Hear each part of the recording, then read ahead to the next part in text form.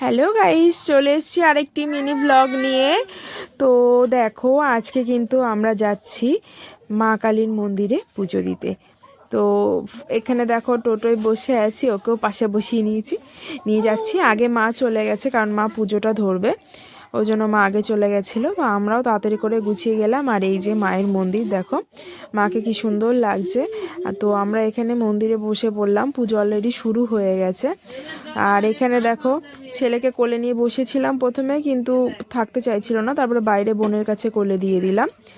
তারপরে কিছুক্ষণ এখানে থাকার পরে পুজো মোটামুটি হওয়ার পরে লাস্টে শেষ হলো। তারপরে পুজো ওখান থেকে বেরিয়ে তারপরে ভাবলাম তোমাদেরকে মন্দিরটা একটু ভালো করে দেখিয়ে দিই। এটা হচ্ছে খুব জাগ্রত কালী মন্দির।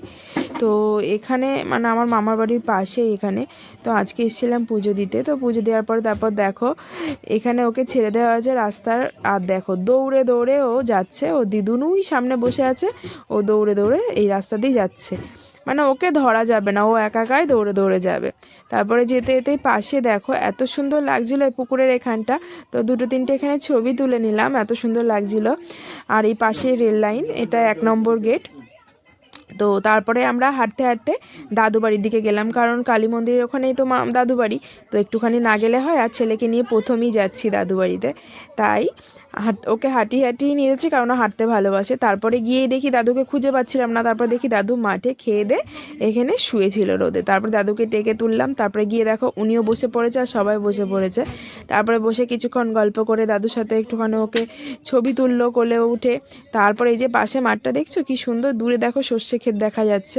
তো এখানে আসলে একটা মনটা ভালো হয়ে যায়। বর্ষাকালে একটু জল জমে থাকে, কিন্তু শীতের সময় খুব ভালো লাগে। আর ওকে দেখো, জাস্ট ও ওখানে বসবে না, ওকে ছেড়ে দিতে হবে, ও সারা জায়গা এরকমভাবে হেঁটে বেড়াবে। তারপর দেখো ছেড়ে দেওয়ার পরে দেখো সারা মাঠ এখানে ও দৌড়ে দৌড়ে বেড়াচ্ছে। আর এই যে সাদা জামা পরেছে, সাদা জামা পুরো একদম পরে পুরো একদম মানে কাদা মাখার মতো একদম নোংরা মেখে গেছে।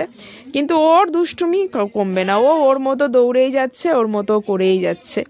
তো তারপরে দেখো কিছুক্ষণ বসার পরে তারপর আমরা রওনা দিলাম বাড়ির দিকে, কারণ বেলা হয়ে যাচ্ছিলো, বাড়িতে গিয়ে ওকে খাওয়াতে হবে। তো কেমন লাগলো ব্লগটা জানিও।